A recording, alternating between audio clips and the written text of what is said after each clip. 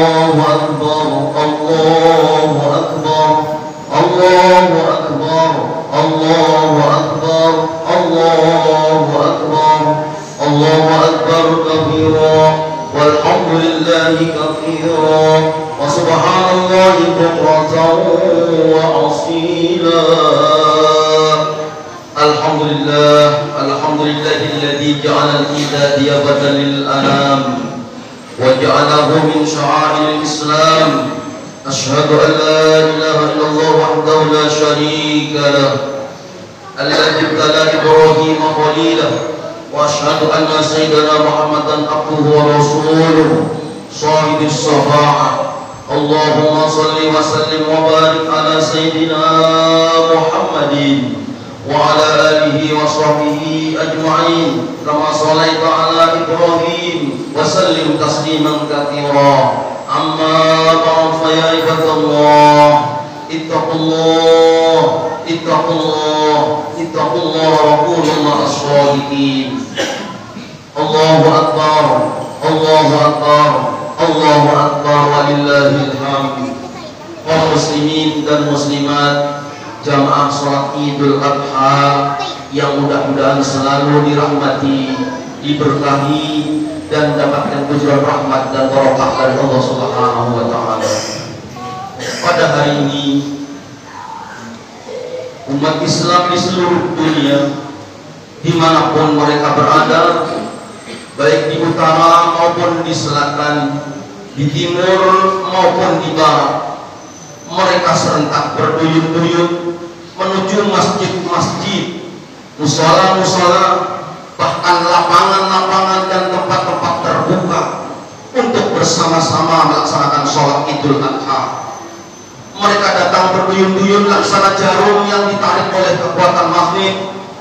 Mereka datang bukan karena dipaksa, bukan karena ditekan, bukan karena dikerahkan atau diangkut, dan bukan pula karena mengharapkan suatu materi, tetapi mereka datang berduyun-duyun semata-mata didorong oleh ruh dan jiwa keimanan yang kuat serta jiwa tauhid yang yakin.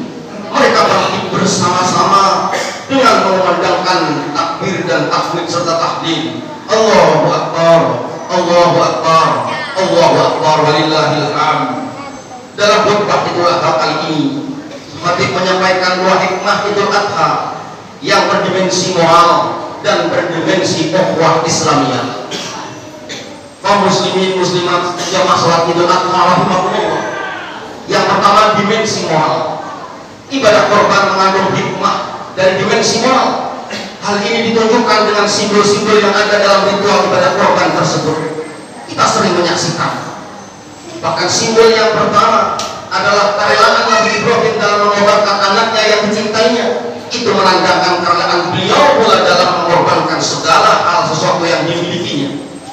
Kata pengorbanan yang dimunculkan dalam ritual ibadah korban ini mempunyai arti yang sangat penting bagi kita dalam hidup bermasyarakat, berbangsa dan bernegara. Pengorbanan merupakan salah satu sikap moral yang apabila dilakukan oleh berbagai lapisan masyarakat dan anak bangsa, insya Allah dapat dipastikan akan menjadi solusi bagi berbagai permasalahan umat dan umat yang berbangsa dan bernegara. Selama ini selalu susah untuk maju. Kenapa? Karena tidak ada yang mau berkorban untuk itu. Mari dengan penuh kebersamaan kita bangun bangsa Indonesia, Kalteng, Kota Palangkaraya, dan kita semuanya demi wujud pengorbanan kita kepada Allah Subhanahu wa Ta'ala. Simbol kedua adalah binatang yang dikorbankan disembelih dalam proses ibadah korban. Binatang merupakan simbol keburukan yang ada pada diri manusia, sifat-sifat keburukan yang ada pada diri manusia yang sering disebut dengan sifat bahimia, dengan sifat kebinatangan. Karena Allah Subhanahu wa Ta'ala dalam beberapa ayat Al-Quran mengumpamakan sesuatu yang buruk pada diri manusia dengan disebut sifat-sifat binatang. Allah berfirman, a'udzubillahi minasyaitonir rajim, walladzina kafaru yatamatta'una wa ya'kuluna kama ta'kulul an'am. Dan orang-orang yang mengkufuri nikmat Allah itu mereka bersenang-senang di dunia dan mereka makan-makan seperti makannya para binatang. Quran surat Muhammad ayat 12. Kita tahu bahwa prinsip hidup di dunia binatang adalah hidup untuk hidup, atau dengan istilah lain, hidup hanya untuk makan. Binatang hidup hanya untuk bersenang-senang. Kehidupan binatang cuma untuk makan, tidur, dan memuaskan nafsunya. Oleh karena itu, ibadah korban memberikan pelajaran kepada kita bahwa sifat kebinatangan seperti egois, mau menang sendiri, mementingkan kelompoknya, mementingkan golongannya, tidak kenal aturan, tidak tahu terima kasih kepada orang-orang yang sudah berkorban, yang sudah berjasa, maka itu sifat kebinatangan harus disembelih seperti kita menyembelih binatang korban. Allahu Akbar, Allahu Akbar, Allahu Akbar, walillahil hamd. Simbol ketiga adalah ketika Nabi Ibrahim akan menyembelih Ismail, akan menyembelih putranya yang tercinta yaitu Nabi Ismail, lalu Allah menggantikan Ismail dengan seekor binatang. Simbol ini memberikan pelajaran kepada kita bahwa nyawa manusia itu harus dihargai.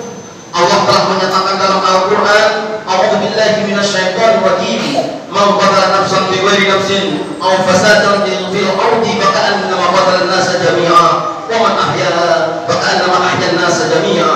Siapa yang membunuh seseorang manusia bukan karena orang itu membunuh orang lain atau bukan karena berbuat kerusakan di muka bumi, maka seakan-akan dia telah membunuh manusia seluruh dunia.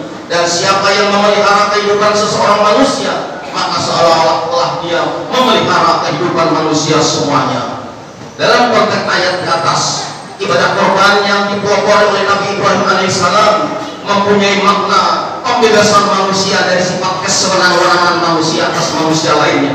Ketika Allah mengganti Ismail dengan seekor binatang, tersirat pesan yang menyatakan agar manusia tidak lagi menginjak-injak harkat dan martabat manusia lain, apalagi membunuhnya, apapun ras suku dan bangsanya. Kita sangat prihatin dengan merombaknya kembali paham-paham garis keras, aliran-aliran yang mudah sekali mengkafir-kafirkan orang lain, bahkan sesama muslim yang masih bersyahadat, yang masih mengucap kalimat tauhid, tetapi tidak sepaham dengan alirannya, maka dia mengkafir-kafirkannya dengan menghalalkan darahnya untuk dibunuhnya dengan cara bom.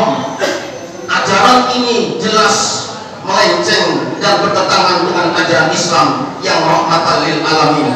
Begitu pula sebaliknya, ajaran liberalisme yang cenderung bebas berpikir dan berekspresi juga bertentangan dengan ajaran dasar-dasar Islam yang dibawa oleh baginda Rasulullah Muhammad Sallallahu Alaihi Wasallam.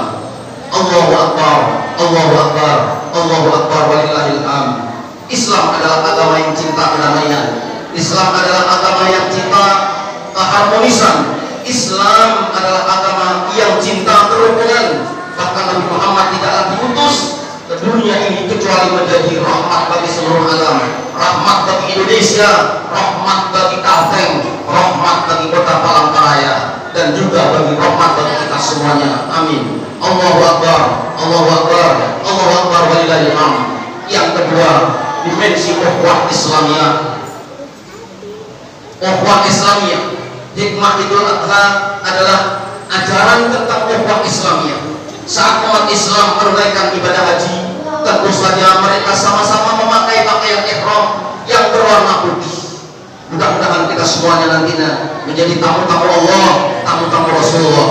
Dan saat mereka berada di padang Arafah, mereka berkumpul di sana dari berbagai suku bangsa negara, bahkan aliran keagamaan seperti antara lain Sunni dan Syiah, termasuk warga Nahdlatul Ulama dan warga Muhammadiyah.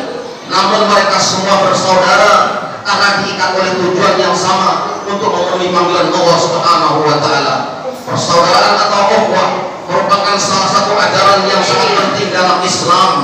Bahkan Nabi Muhammad sendiri telah memberikan sebuah contoh yang baik bagi kita untuk merajut persaudaraan itu, seperti bagaimana Nabi Muhammad SAW mempersaudarakan antara kaum Muhajirin dan Ansar. Kemudian beliau membangun masyarakat madani yang plural dan majmuk menjadi masyarakat yang madani dan berperadaban tinggi. Allahu Akbar, walillahil hamd. Bangsa Indonesia juga masyarakat yang majmuk. Kota Palangkaraya termasuk Kalteng adalah kota yang majmuk, terdiri dari berbagai suku bangsa, agama dan bahasa serta paham keagamaan. Oleh karena itu, marilah kita bersatu dalam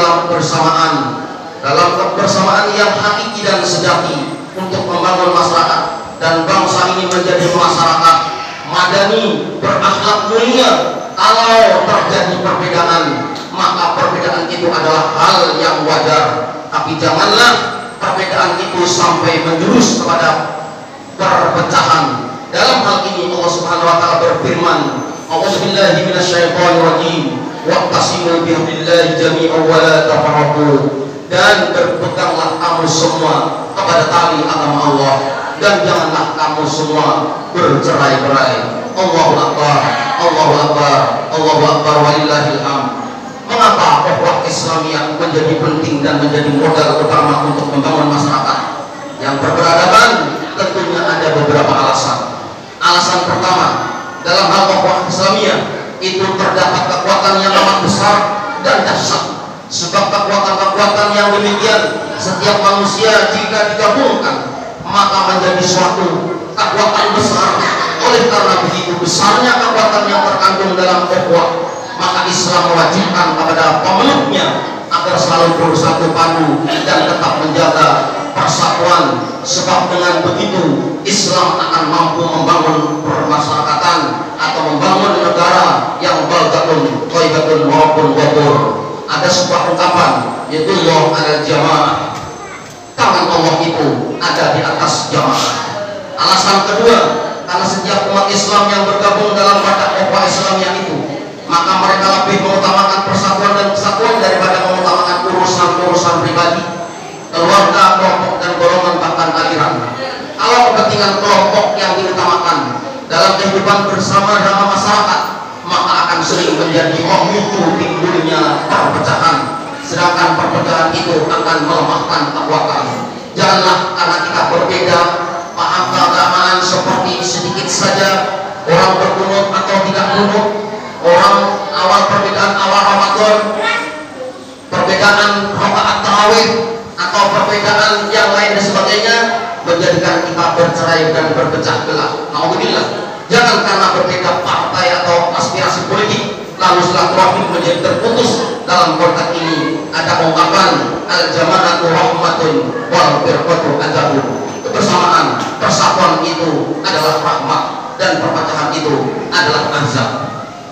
Kaum muslimin jamaah salat Idul Adha rahimakumullah.